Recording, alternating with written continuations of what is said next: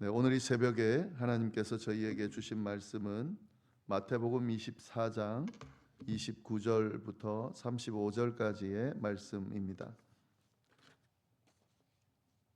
마태복음 24장 29절부터 35절까지의 말씀을 우리 다 같이 한 목소리로 봉독하겠습니다. 그날 환난 후에 즉시 해가 어두워지며 달이 빛을 내지 아니하며 별들이 하늘에서 떨어지며 하늘의 권능들이 흔들리리라. 그때에 인자의 징조가 하늘에서 보이겠고 그때에 땅의 모든 족속들이 통곡하며 그들이 인자가 구름을 타고 능력과 큰 영광으로 오는 것을 보리라. 그가 큰 나팔 소리와 함께 천사들을 보내리니 그들이 그의 택하신 자들을 하늘 이 끝에서 저 끝까지 사방에서 모으리라. 무화과 나무의 비유를 배우라. 그 가지가 연하여지고 잎사귀를 내면 여름이 가까운 줄을 아나니 이와 같이 너희도 이 모든 일을 보거든 인자가 가까이 곧 문 앞에 이른 줄을 알라. 내가 진실로 너희에게 이르노니 이 세대가 지나기 가기 전에 이 일이 다 일어나리라. 천지는 없어질지언정 내 말은 없어지지 아니하리라. 아멘. 네, 저희가 마태복음 24장 말씀을 함께 나누고 있습니다. 마태복음 24장 말씀은 예수님께서 종말에 대해서 예언하시는 내용이라는 말씀을 드렸습니다.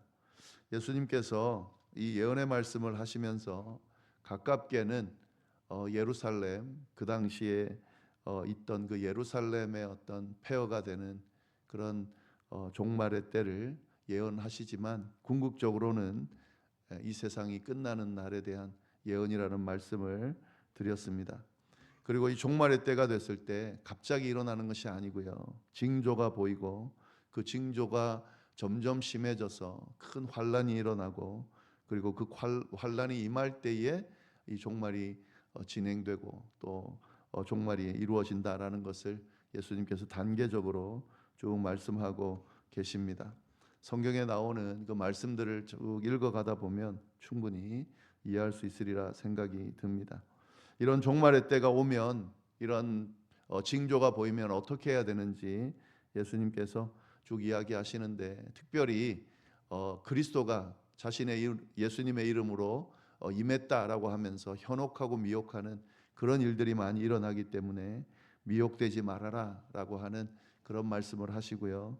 그리고 큰 환란이 오기 전에 예수님께서 지시한 곳, 예수님께서 명령하신 곳 그곳으로 피하라라고 하는 말씀을 쭉 해주셨습니다.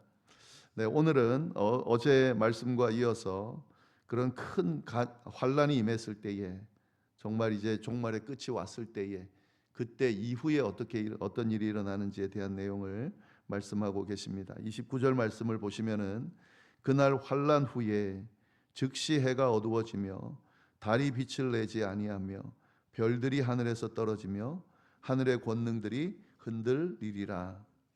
그날 환란 후에 즉시 이렇게 돼 있죠. 이 바로 앞에 정말 가장 큰 환란, 대환란이 온다 그랬습니다. 그리고 이 환란이 일어나면 바로 즉시 그 재림이 온다, 예수님께서 임하신다 하는 이야기가 쭉 이어지고 있는 겁니다. 그래서 큰 환란이 왔을 때 그때가 종말이 마지막으로 임한 때다라는 것을 말씀해 주시는데요. 그때에 즉시 해가 어두워지고 달이 빛을 내지 아니하며 별들이 하늘에서 떨어진다. 이 표현은 구약 선지자들이 표현한 내용들을 예수님이 지금 인용하고 있는 겁니다. 하나님의 심판이 임했을 때 그때를 묘사할 때에 이 구약의 선지자들이 이런 묘사들을 했습니다. 이사야 13장 10절에 보면은 바벨론 멸망을 표현할 때에 이렇게 표현했습니다. 별들과 별자리들이 그 빛을 비추지 아니하며 해가 떠도 어두우며 달이 그 빛을 내지 아니할 것이라. 이렇게 바벨론 멸망에 대해서 예언할 때에 이렇게 묘사를 했습니다. 그리고 또 이사야가 에돔에 대해서 심판에 대한 내용을 이야기할 때 또 요엘이 하나님의 날을 임하는 것을 묘사할 때 이렇게 별들과 별자리들이 빛을 잃고 해가 떠도 어둡고 이런 표현들을 사용을 했습니다. 그래서 예수님께서 지금 이 표현을 하고 있는 것은 이 마지막 종말의 때, 그리고 마지막 예수님께서 재림하기 직전에는 이런 일들이 일어난다라는 것을 예언서에 있는 내용, 선지서에 있는 내용을 가지고 그렇게 인용하면서 묘사를 하고 있습니다. 근데 지금 여기서 말하는 해가 어두워지고 달이 빛을 내지 않고 별들이 하늘에서 떨어진다라는 것은 이것은 완전히 세상을 지탱하던 모든 질서가 파괴되는 걸 이야기하는 거죠. 완전히 해체되는 거예요. 그러니까 하나님께서 천지를 창조하실 때 창조하신 이 질서가 완전히 흔들리고 바뀌게 되는, 그러니까 새로운 창조가 일어나는 것에 대한 묘사를 하고 있는 겁니다. 예수님께서 다시 재림하실 때 완전한 심판이 이루어지는 그날에는 새로운 창조 질서가 새롭게 세워진, 기존 창조 질서는 완전히 무너지고 새로운 창조 질서가 세워진다는 것을 묘사하고 있습니다. 하늘의 권능들이 흔들리리라. 여기서 하늘의 권능들이라는 것은 이 세상뿐만을 이야기하는 것이 아니죠. 영적인 세력들을 이야기하는데 영적인 존재들까지 흔들리는, 그러니까 보이는 세계와 보이지 않는 세계 전체가 흔들리는 그런 일이 일어나게 될 거다. 마지막 심판의 때, 예수님이 재림할 때 일어날 거다라고 하는 말씀을 하시는 겁니다. 30절 말씀 보시면 그때에, 그런 일이 일어날 때에 인자의 징조가 하늘에서 보이겠고 그때에 땅의 모든 족속들이 통곡하며 그들이 인자가 구름을 타고 능력과 큰 영광으로 오는 것을 보리라. 그때에 예수님께서 임하시는 징조가 하늘에서 보이고 또 그 인자, 그 하늘에서 임하시는 그를 보면서 그를 보게 될 것이다라고 이야기를 하는 거죠. 인자의 징조가 하늘에서 보인다라고 하는 말씀, 어제도 말씀드렸지만 이 징조가 뭔지는 구체적으로 언급하고 있지 않지만 예수님이 다시 오실 때는 분명하게 드러나게 오신다라는 것을 알 수가 있습니다. 어제도 그런 표현이 있었습니다. 번개처럼 동에서 서까지 이렇게 비친다, 이렇게 번개가 임하는 것처럼 보인다라고 한 것처럼 예수님이 재림할 때는 그렇게 숨어서 오시는 것이 아니라 이렇게 드러내 놓고 임하시게 된다라고 하는 묘사를 하고 있습니다. 땅의 모든 족속들이 통곡한다라고 하는 것은 스가랴 12장 10절의 말씀의 성취로 보는데요. 그들이 그 찌른 바 그를 바라보고 그를 위하여 애통하기를 독자를 위하여 애통하듯이 애통하듯 하며라고 하는 그 말씀인데, 예수님을 거부하는 자들이 예수님께서 재림하시는 그때에 구원받지 못한 것으로 인해서 통곡하게 될 것을 묘사하고 있습니다. 구름을 타고 능력과 큰 영광으로 오는 것을 보리라. 이것도 다니엘 7장 13절 14절에 대한 성취로 보는데요. 내가 또 밤 환상 중에 보니 인자 같은 이가 구름을 타고 옛적부터 항상 계신 이에게 나아가 그 앞으로 인도되매 그에게 권세와 영광과 나라를 주고, 예수님께서 임하시는 그 모습이 이렇게 예언으로 묘사가 되어 있습니다. 예수님께서 승천하실 때 분명히 이야기하셨습니다. 올라가던 그 모습대로 임할 거다라고 하셨습니다. 예수님의 다시 오심은 이렇게 공개적으로 누가 봐도 다 알 수 있을 정도로 그렇게 임하신다라고 하는 것, 그렇게 묘사되어 있습니다. 31절 말씀 보시면은 그가 큰 나팔 소리와 함께 천사들을 보내리니 그들이 그의 택하신 자들을 하늘 이 끝에서 저 끝까지 사방에서 모으리라. 예수님께서 재림하실 때에 나타나는 또 모습 중에 하나가 큰 나팔 소리와 함께, 큰 나팔 소리가 불려진다는 거죠. 이 나팔이라고 하는 것은 구약 성경에 보면 특별한 의미가 있습니다. 하나님께서 임하실 때, 시내산에서 하나님께서 임하실 때 나팔 소리가 들렸었고요. 그리고 희년을 선포할 때 나팔이 불려졌습니다. 또 전쟁을 알리거나 그럴 때 나팔 소리가 이렇게 불려졌는데 사용이 됐는데요. 이 재림의 날 때도 나팔 소리가 울릴 거라는 거죠. 그리고 그때 불려지는 이 나팔 소리는 모든 심판이 임했다라고 하는 것, 또 모든 것이 완성되었다라고 하는 것, 궁극적으로 하나님께서 이제 모든 심판의 과정을 완성하신 때가 됐다라고 하는 것을 알리는 그런 소리가 되는 겁니다. 네, 그리고 이 재림의 시기에 나팔 소리와 함께 천사들을 보낸다. 예수님 혼자 오시는 것이 아니라 천사들과 함께 온다는 건데, 이 천사들을 보내서 뭘 하는가? 그들이 그의 택하신 자들을 하늘 이 끝에서 저 끝까지 사방에서 모을 거다. 이 천사들의 역할은 뭐냐면 사방에 흩어진 택하신 자들, 구원받은 자들이죠. 예수 그리스도를 믿고 구원받은 자들을 한자리에 모을 거다라고 하는 거죠. 하늘 이 끝에서 저 끝까지 사방에서 모은다는 것은 아무도 빠지지 않고 택함 받은 자들은 다 모을 거다. 구석구석 다니면서 열애되지 않게, 제외되지 않게 찾아내서 모은다라고 하는 의미가 있는 겁니다. 그러니까 재림의 때에 구원받은 자들은 절대로 이 구원에서 제외되지 않는다. 천사들이 구석구석 다니면서 어떻게든 찾아내서 구원받은 자들, 택함 받은 자들을 모으게 될 거다라는 말씀이죠. 네, 이렇게 종말에 대한 징조와 또 그에 대한 설명을 쭉 하시면서 비유의 말씀을 하나 하시는데, 무화과 나무 비유의 말씀을 이어서 하십니다. 32절 33절 보시면은 무화과 나무의 비유를 배우라. 그 가지가 연하여지고 잎사귀를 내면 여름이 가까운 줄을 아나니 이와 같이 너희도 이 모든 일을 보거든 인자가 가까이 곧 문 앞에 이른 줄을 알아라. 무화과 나무의 비유를 배우라. 이 무화과 나무는 예수님 계시는 이 팔레스타인 지역에 매우 흔한 나무였습니다. 그래서 그 흔한 나무를 비유로 지금 이야기하고 있는데요.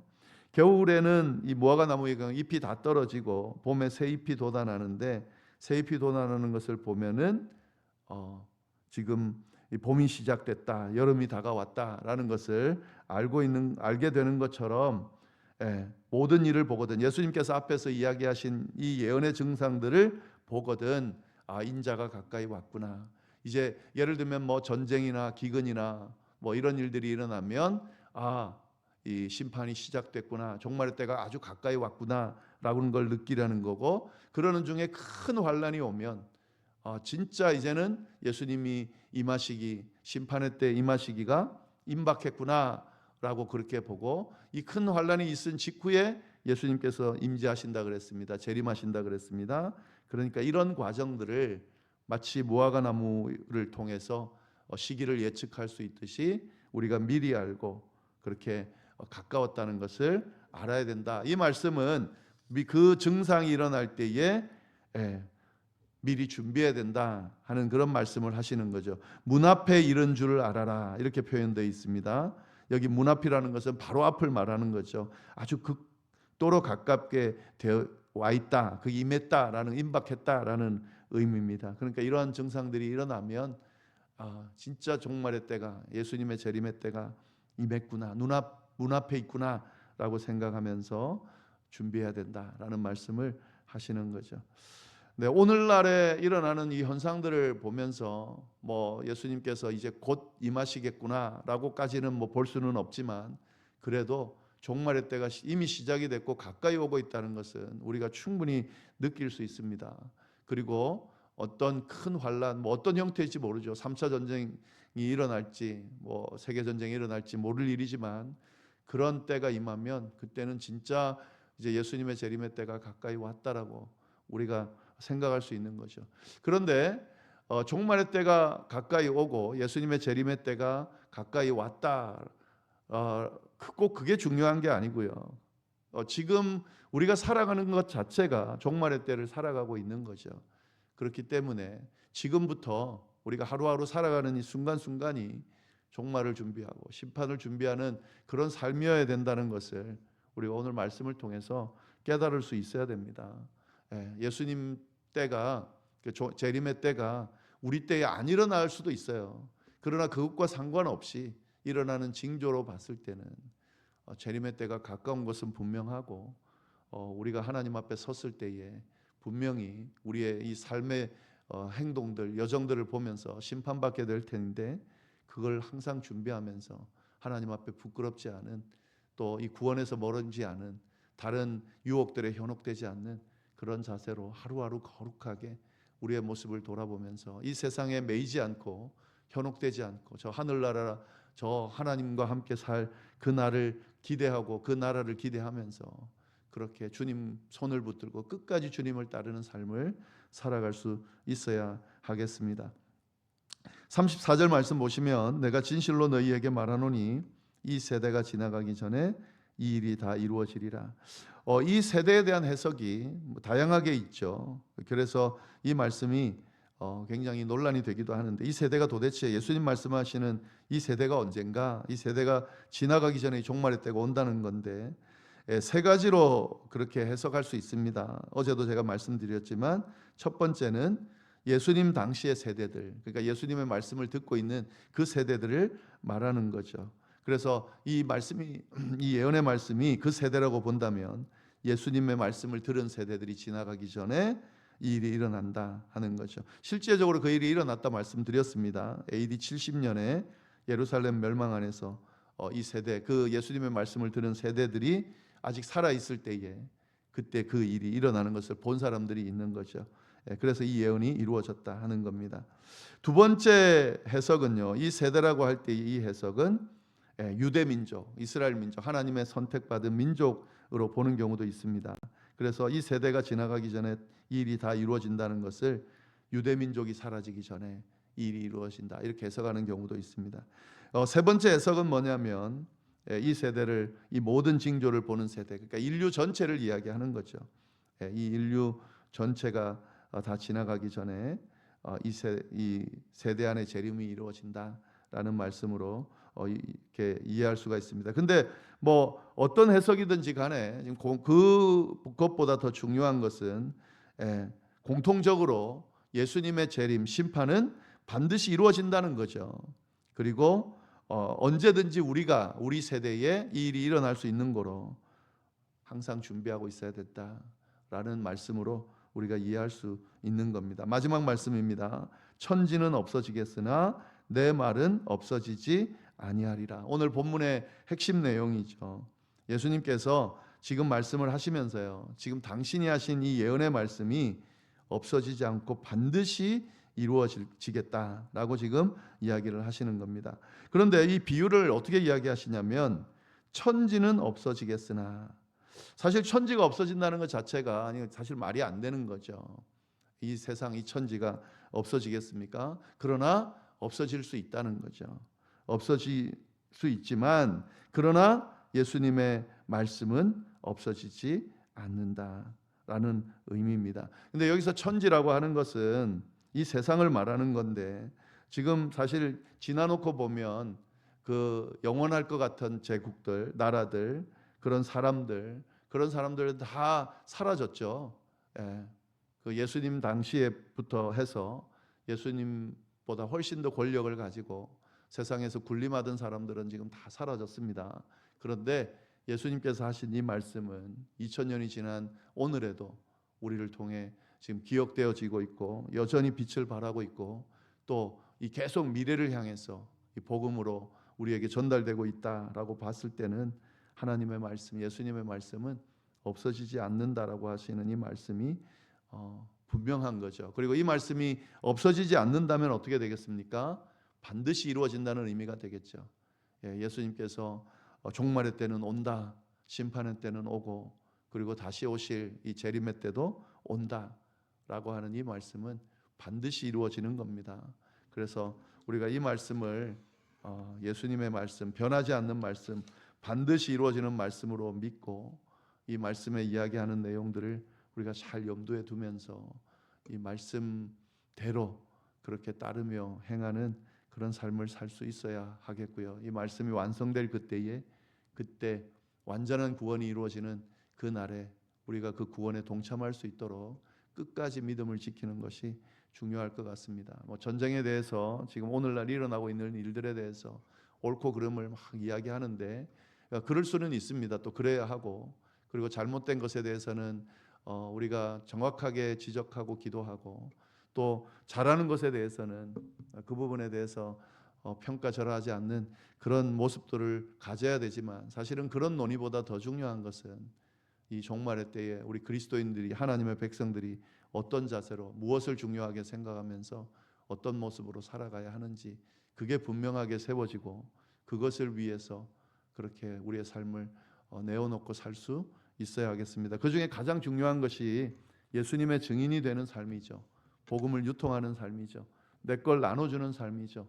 나만이 아니라 다른 사람들과 함께 공유하면서 교회를 위해서, 하나님의 나라를 위해서 그렇게 나를 사용하고 나를 내어놓는 그 일은 뭐 어떤 현상이 일어나든 간에 꼭 해야만 하는 그런 하나님의 명령이고 사명입니다. 그런 삶을 살지 못한다면 하나님의 그 심판대 앞에 섰을 때 분명히 그에 대한 평가를 받게 될 거고, 또 그게 만약 하나님의 뜻에 합당하지 아니한 모습이라면 그 모습에 대한 심판도 분명히 받게 될 겁니다. 늘 염두에 두면서 하나님께서 맡기신 사명을 잘 감당하는 저희 모두가 될 수 있기를 간절히 바랍니다. 기도하겠습니다. 하나님 아버지, 참으로 감사합니다. 귀한 말씀 주셔서 감사하고 이 말씀으로 오늘 우리를 돌아볼 수 있게 하시니 참으로 감사를 드립니다.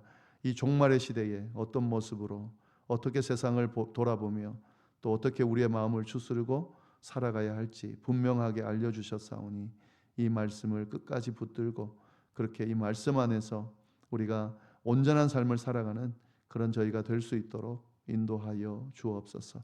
이어서 드리는 개인의 기도와 중보기도 위에도 함께하여 주시기를 간절히 바라고 살아계신 예수님의 이름으로 기도드립니다. 아멘.